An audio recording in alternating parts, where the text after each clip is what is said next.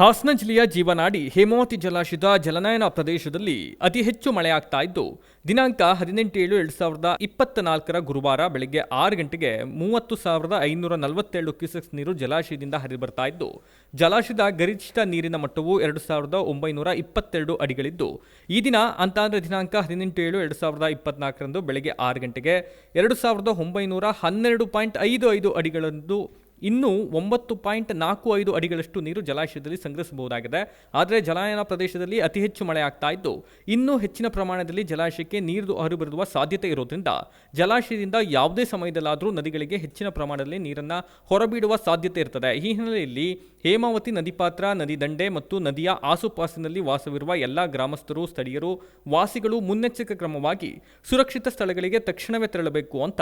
ಹೇಮಾವತಿ ಯೋಜನಾ ವೃತ್ತ Goruru superintendent engineer ಆದೇಶವನ್ನು ಹೊರಡಿಸಿದ್ದಾರೆ.